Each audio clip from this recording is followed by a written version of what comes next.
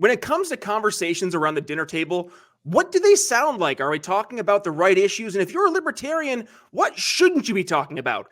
Yeah, let's talk about that. Instead of focusing on winning arguments, we're teaching the basic fundamentals of sales and marketing and how we can use them to win in the world of politics, teaching you how to meet people where they're at on the issues they care about. Welcome to The Brian Nichols Show. Well, hey there, folks. Brian Nichols here on The Brian Nichols Show, and thank you for joining us on, of course, another fun-filled episode. I am, as always, your humble host, joining you live from our Cardio Miracle Studios here in lovely Eastern Indiana. Folks, if you are looking to improve your heart health, are you struggling with fatigue? Well, Cardio Miracle is your solution with special ingredients that increase nitric oxide that help improve circulation and function with added benefits like better sleep and energy. Cardio Miracle is the guaranteed solution for you. Try Cardio Miracle now. Visit cardiomiracle.com or make it even easier. Head to briannicholsshow.com/heart. Use code TBNS for 15% off your order. And by the way, did I tell you, you have nothing to lose because quite literally there's a 100% money back guarantee. So go ahead, enjoy the Cardio Miracle difference today. One more time, briannicholsshow.com/heart, code TBNS. All right, so let's talk about conversations that we have. Specifically, I know we just had the holidays here, and we are in holiday season. We just wrapped up Thanksgiving. Now we're heading to the holidays, Hanukkah, Hanukkah, Christmas, all that fun stuff. So when we're having conversations at the dinner table, what topics are actually discussed? What things should we be talking about? And then on the flip side, specifically to libertarians, what things should we not be speaking about? What things should we not be wasting our time on? And to discuss that today, it's a returning guest, good friend of the show, Jeremy Todd. Welcome back to the Brian Nichols Show. How you been, buddy? Hey, been doing well, living the dream, brother.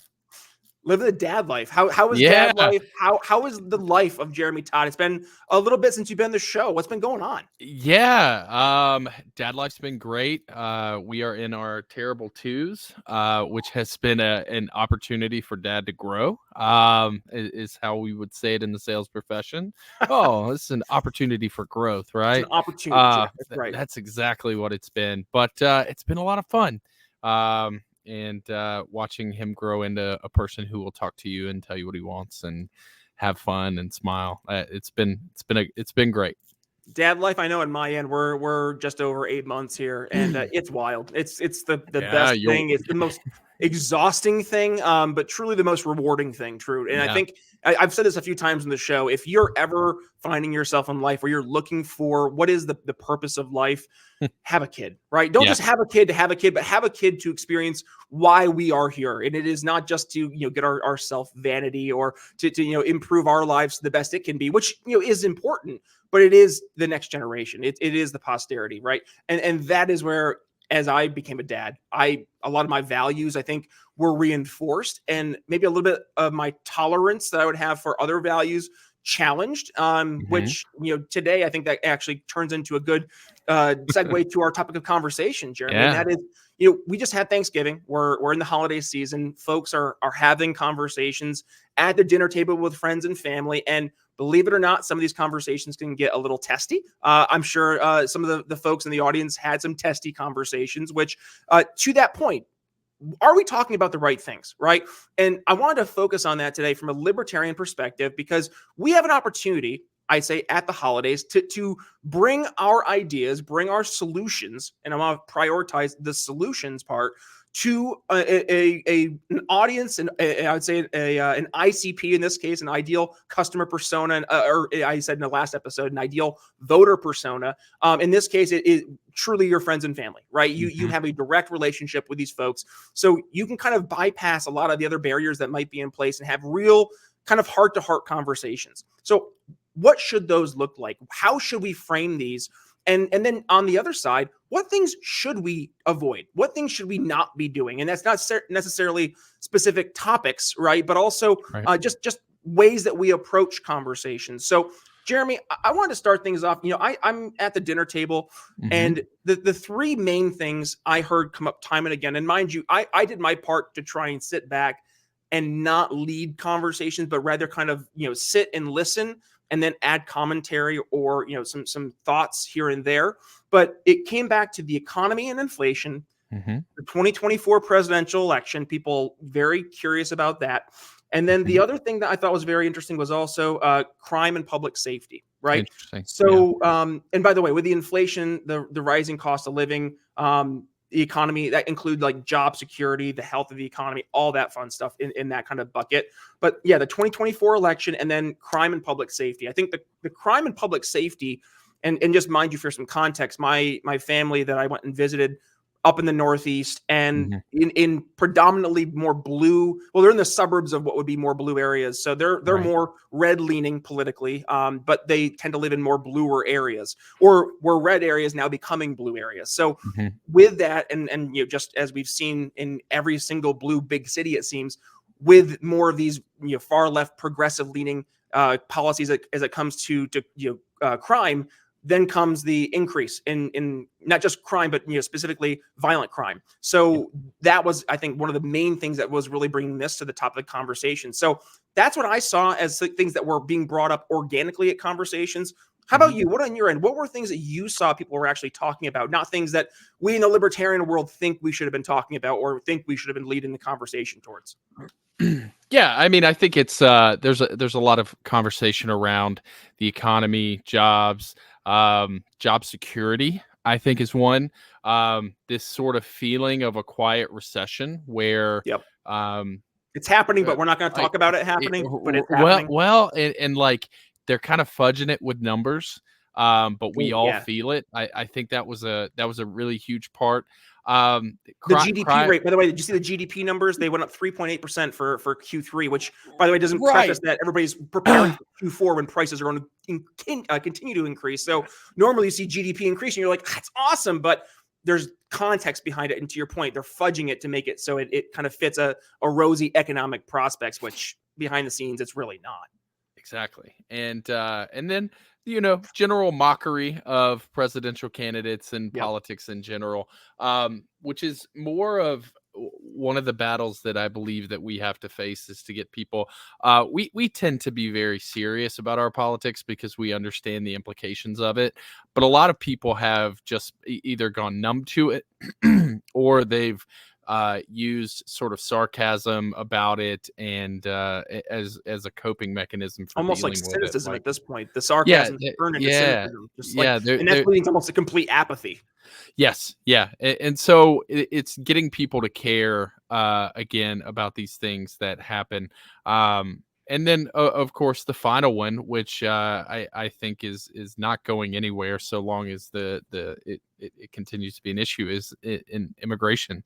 How that plays into things. So, talk more about the immigration. What did you hear about the immigration conversation taking place? I mean, just you see all of the pictures, and even the most staunch sort of like open borders person, can't see these visualizations and not go, oh boy, what are we gonna do? Like, what do we do? And this is clearly not sustainable of a sort of an idea. And the old tautology of libertarians who are like, well, people just want to come here and day labor, and we need the influx of laborers into the marketplaces. But we have a housing shortage, a massive housing shortage right now, and so there's nowhere for these people to go. You see pictures of dozens of people sleeping in an airport because it's the only place the city can find where there's actual space for them. And then you just see more and more and more coming, and you wonder, like, okay, look, I know there's probably some propaganda behind this to sort of enrage me a little bit, but also there are real world issues for people that we're going to have to solve. The cultural issues alone, right? And this is not to say that oh my God, they're a bad culture, but it's a different culture. And it's not wrong to acknowledge that there are differences in culture. And when cultures come together, I mean, heck, I think there was a class I took back in college called When Worlds Collide.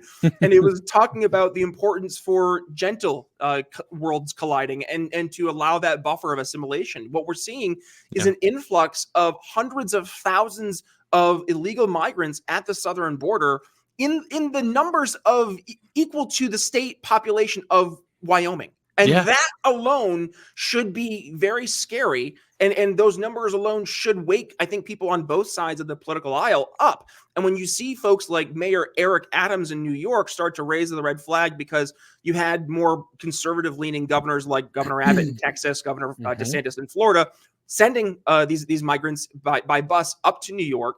And all of a sudden now the real life scenario that was happening on these on the border of Texas is now happening in New York City, a city that was running itself as a quote unquote sanctuary city. And this is now happening in cities like Philadelphia, cities like Chicago. And with it happening, it has led to so many folks on the political left now having to wake up to the realities of their policy. And it goes kind of back to that H.L. Mencken quote: democracy is, for the common man, they get what they think they need, good and hard, or something. Good and hard. Yeah. But that is where you see right now these progressive cities, they are getting it good and hard. And when you have people like Mayor Adams say, okay, maybe we should do something different, what happens?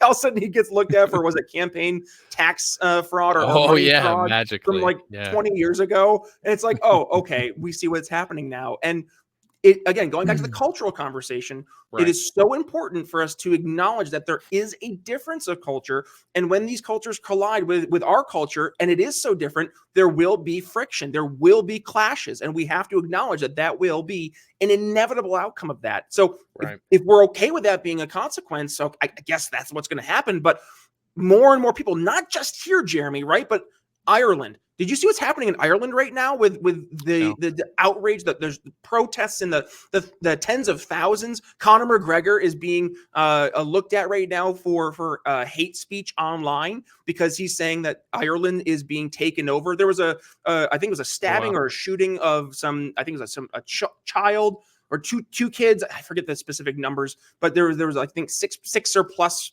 people who were either injured or killed.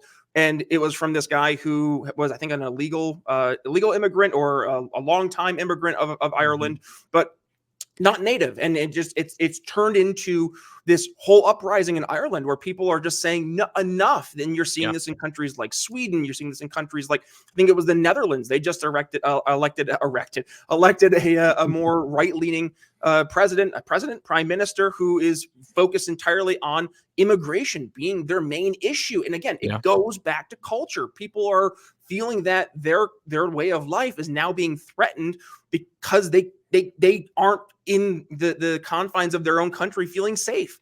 And that's a big thing people just have to address. And libertarians can't say, oh, well, an organization like Cato said that it's going to be A-okay. It's like it's a net positive. It's not, though. People, like, we're seeing it right now. There's an objective feedback that we're getting that we can acknowledge this is not working. And there's a reason for it. Let's talk about it. Also, one of the things that irks me in along this conversation is that you mentioned cultural clashes a lot, and that will make a lot of the Cato type libertarians cringe a little bit. Sure like, will. oh, do you have a right to culture? No, we have individual rights and we have property rights. And it's like, yeah, but imagine if we took 100,000 Florida men and they're all carrying AR-15s, and we flooded them into Japan. Japanese people would have a problem with that. It is society develops cultures, and while America is the great melting pot, the reality is yes, there is a way we should be, and then there's also a way that humans are. Period, and they're going to be. And if these things are continued to allow to happen, you're going to see blowback. You're going to see a lot of pushback. It's not going to be peaceful. People get very emotional about these things. And the threat of losing their culture, losing their homes, jobs, whatever. The infrastructure doesn't exist to take care of 1 million, 2 million, 3 million new immigrants on top of the legal ones every year. So there, we can talk in this sort of idea of, what it should be, or what we believe, and it doesn't face reality of what people are. Right. Yep. Well, and that kind of goes to where I think libertarians have had some major issues. And Jeremy, it's no secret, you and I have discussed this many a time on the show when it comes to how we can effectively market libertarian ideas and solutions to the average person.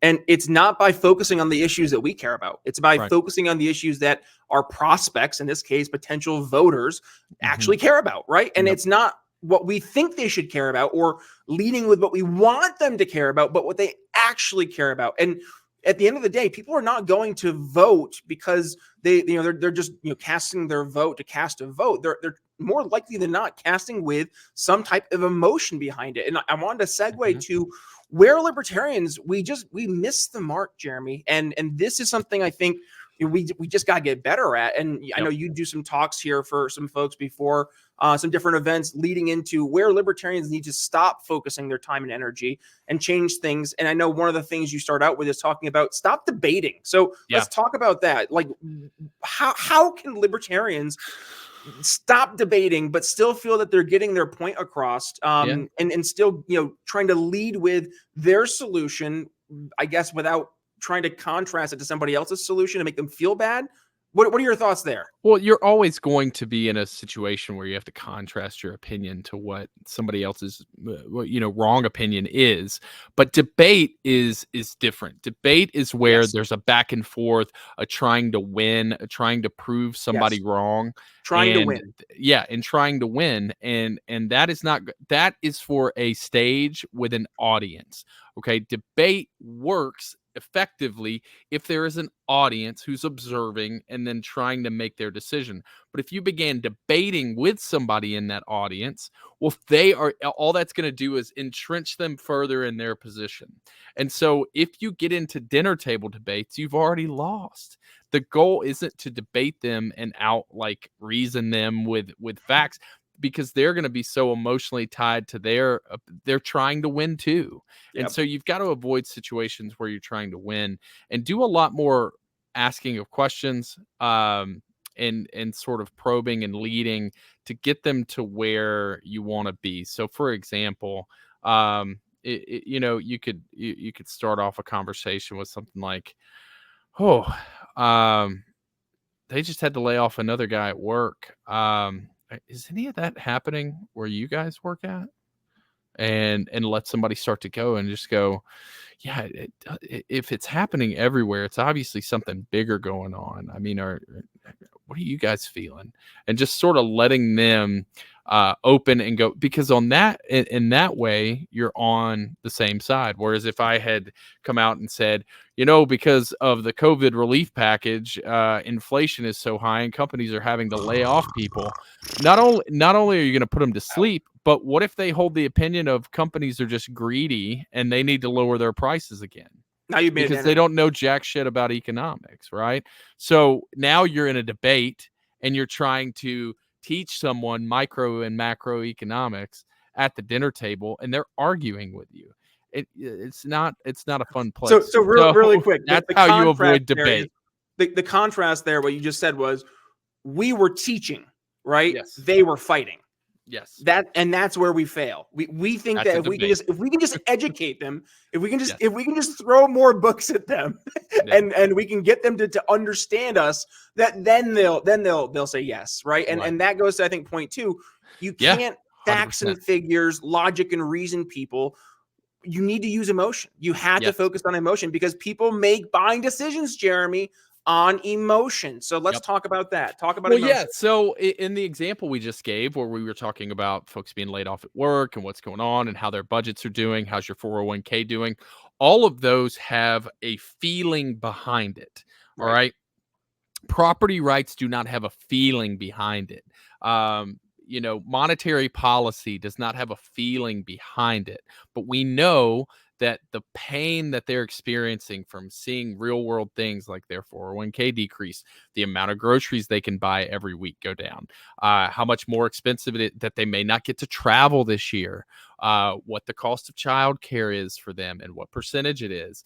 All of those things are tremendously painful and stressful and anxiety creating within them. And you have to sort of forge a natural anxiety amongst people about the things that they're feeling in order to motivate them to potentially look at things in a different way. Whereas if you just start, giving them facts and trying to do logic and reason and even good metaphors too early on in the process will just turn people on and switch them back to debate, because then you'll try to make a metaphor, let's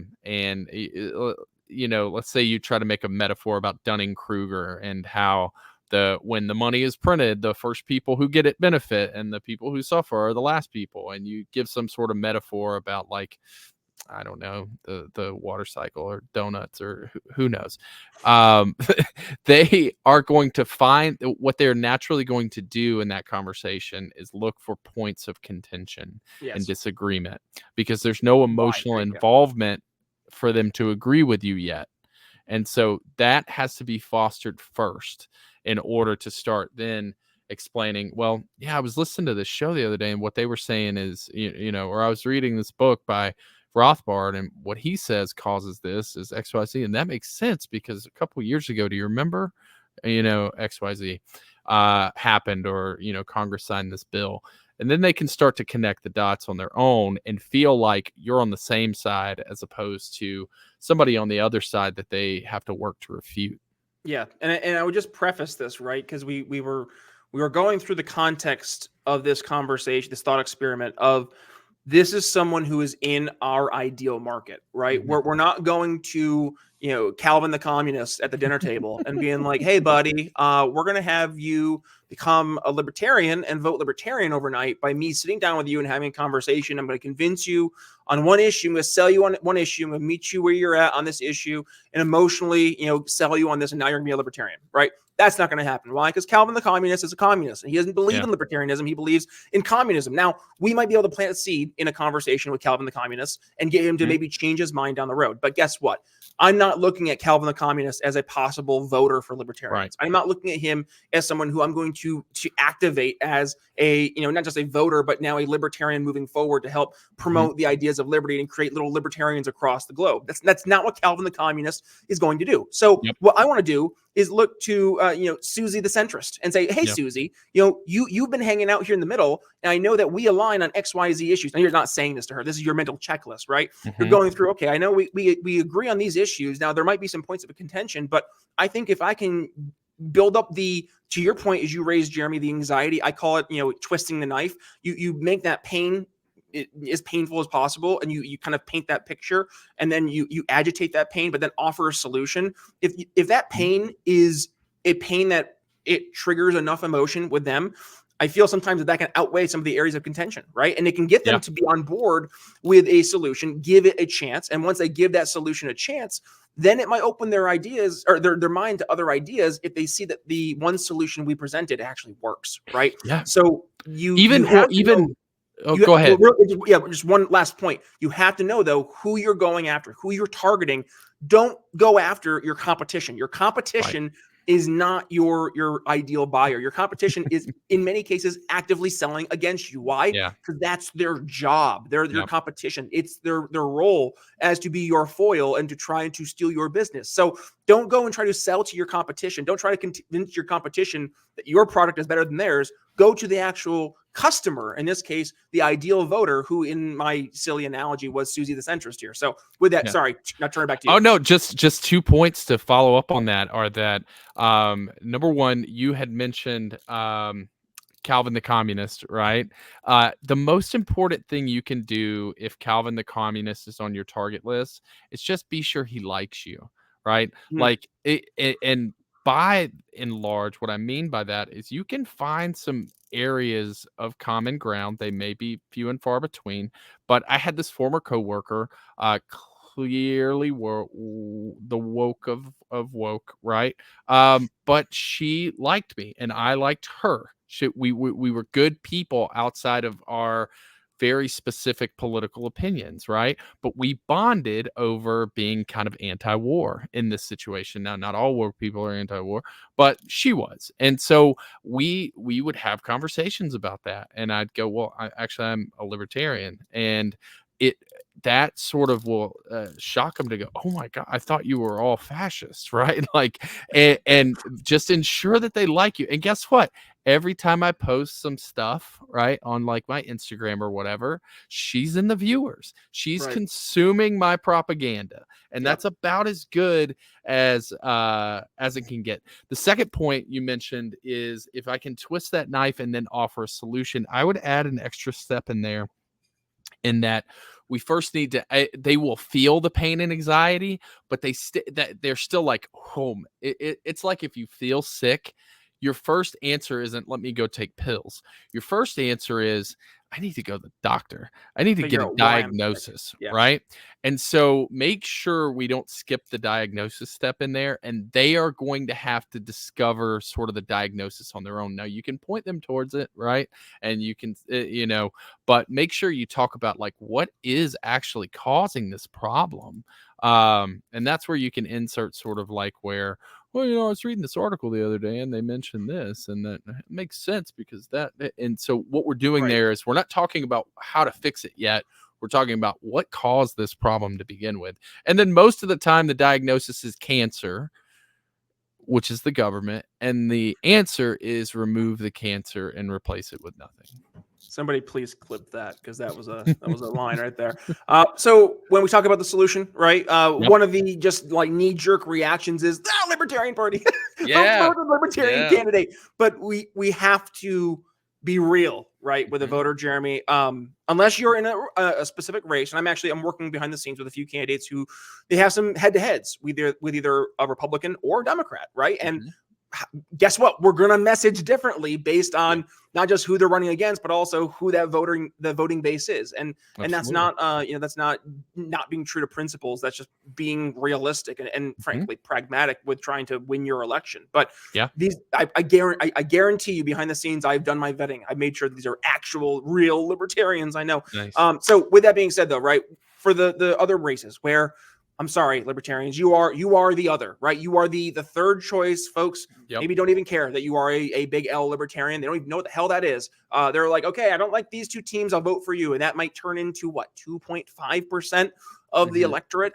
So we got to be real with voters. When you're voting for a libertarian, until we do start to make some changes, specifically in local elections, until that starts to happen and we start to build some credibility, we start to build some trust with the voters, you're not going to get a libertarian into office, right? So how do we have real conversations with voters to get them to still vote for us, but kind of acknowledging this very large libertarian porcupine in the room? Yeah, I think the first thing we've got to stop doing is stop lying to them. Well, if everybody who believed what we believe voted for us, like, well, we could win. Yeah, no kidding, right? That's and if everybody put their guns down and decided not to fight anymore, there'd be no more war and bloodshed. If we had 120% inflation like Argentina did, right? Maybe we could pull this off, right? But the reality is, we don't. We are all feeling a lot of pain from 8-9%, from just a few months back. So just understand, like, Argentina, to be able to pull off what they pulled off, had to basically be on the brink of collapse as a culture. They're not at hyperinflation yet, but they are so freaking very close, right? Like their market percentages change on a day-to-day basis. So you literally don't know what your money is worth the next day you wake up. Yep. And so, if we're in that situation, maybe you can say, yeah, if everybody votes for us, we can really turn this thing around monetary policy wise, right? But in the 3-party races where we do not really stand a huge chance, especially in races that aren't going to be close or contested. I gave the example of like 2024 presidential election in Alabama, Kentucky, Indiana. These are not going to be contested states. No. It's going to be a landslide, right? Yeah. So especially if you live in a very red or a very blue state and you've had these sort of conversations with friends and family and they're starting to lean, that's when you ask for the sale. And you ask for the sale not in like, hey, help us win. They're just going to laugh at you for being goofy. What you do is you say, look, it's not any more of a wasted vote to vote libertarian than it is to vote for one of the other two parties, because the state's already made up its mind and it's going to be what it's going to be. However, if we hit, and your state may be different, X number, Y number, Z number, or we as a party nationwide hit 5%, well, now we've accomplished this. If we poll at 15%, now we get to be in debates, et cetera, et cetera. If you can sort of paint a pathway of where, like, hey, almost pity, not necessarily pity vote, because they do agree with us and they may actually want to vote for us, but they want their vote to matter. You have to show them how it matters. And Right. losing, but getting a certain number of votes does help us take a step forward. And why is that important? Well, they may not actually detest Trump or Joe Biden, right? But find somebody on either side that they kind of do detest and go, listen, we have 3 states this year that we have to go collect thousands of signatures to be on the ballot so people can even vote for us, right? It's not like we go sign up and we go, oh, hey, here we go. We actually have to get votes in all of these states to stay on the ballot. So explain sort of ballot access and why that matters. And then go, look, if we had our ballot access easy on all 50 states, now we have more money that we can spend on these campaigns rather than campaigning just to get on the damn ballot. And then if we get to this number, the FEC will match our donations. Who knows if we'll keep it or not? A lot of people who feel strongly both ways in the Libertarian Party about taking taxpayer money to run our campaigns or not. But, you know, at least having the option and having the ballot access would be great. But paint a picture. And back to the finding the politicians that they detest. So go, hey, look, there's a real possibility that if you don't vote Libertarian and we lose our ballot access essentially in all of these states, you may be forced to cast a vote for Kamala Harris or, you know, Nikki Haley. And how would that make you feel? Not neocon And Nikki. Ugh. no, and they may go, well, I might just be like, but would you feel good about it? Like even a little bit.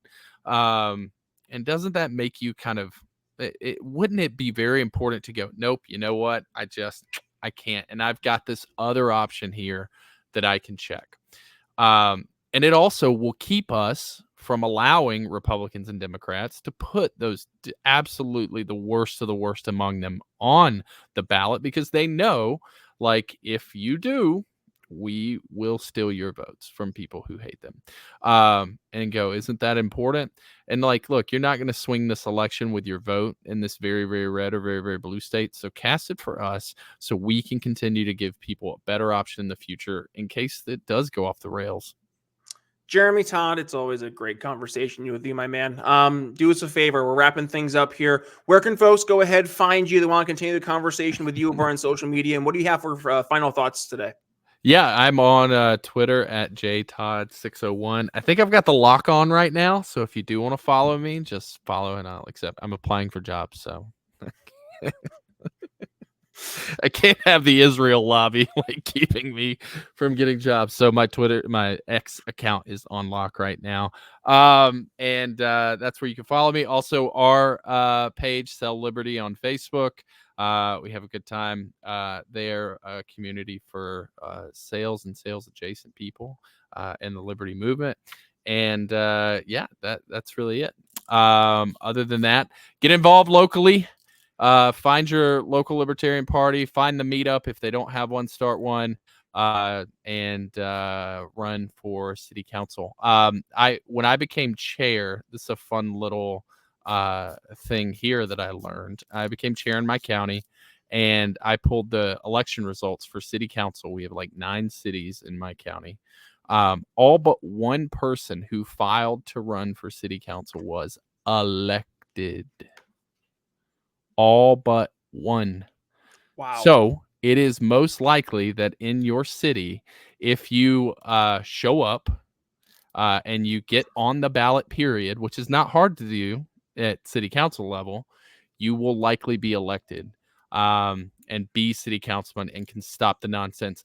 And I heard something the other day. I think it was repeated, but I believe Jeff Dice said it originally, was,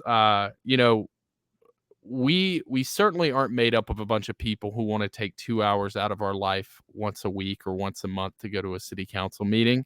But you know who does?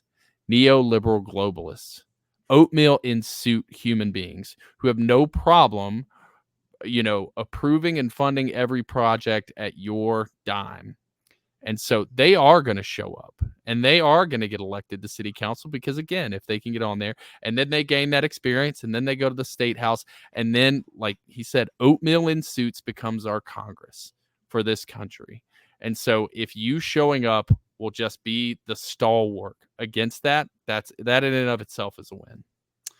Jeremy Todd, I appreciate you, my man. And folks, if you enjoyed today's conversation, please do me a favor. You know the drill. Go ahead, give it a share. When you do, please tag yours truly at B Nichols Liberty. You can see that right here on screen over on X.com as well as over on Facebook. And by the way, over on X.com, thank you, Elon. We are uploading our entire episodes here in the video format for you to enjoy. So please go ahead and support us over on X.com. But of course, you can go ahead and support us over on your traditional video platforms like YouTube, but also on Rumble. And when you're there, hit that subscribe button, little notification bell, and of course, hit the like button. That helps us reach more people in the algos. And of course, Jeremy and I want to hear what your thoughts are from today's episode. So head down below into the comments. Let us know your thoughts. What conversation topics should you be focusing on, or do you think we should be focusing on? Where do you think we got things wrong? We would love to hear about it. And of course, if you have ideas for other topics of conversation you want to hear us discuss, we'll go ahead and let us know down below as well. And by the way, if you want to also support us over on Ben Swan's Sovereign, SOVREN, go ahead and support us there, because if you are watching us over on Sovereign, you are seeing today's episode before anybody else. That's your Sovereign exclusive. Plus, Ben Swan is awesome, helping support independent media over there as well. So one more time, Ben Swan's Sovereign, SOVREN. And then for the audio version of the show, well, all the places you can get your podcasts. Of course, you can find The Brian Nichols Show. You can find us on Spotify, Apple Podcasts, YouTube Music, and more. I know I love to use Podcast Addict. I know there are folks who use like Stitcher, SoundCloud, all those other apps. So wherever it is that you like to consume your podcast content, just hit the Brian Nichols Show subscribe button. And of course, hit download all unplayed episodes. And why would that be? Because we have over 790 episodes, and I think 800 in total, including our bonus episodes. So I guarantee you dig through those episodes, you're going to find at least a handful that will leave you what? Educated, enlightened, and informed. With that being said, Brian Nichols signing off here on The Brian Nichols Show for the one and only Jeremy Todd. We'll see you next time. Thanks for listening to The Brian Nichols Show. Find more episodes at briannicholsshow.com.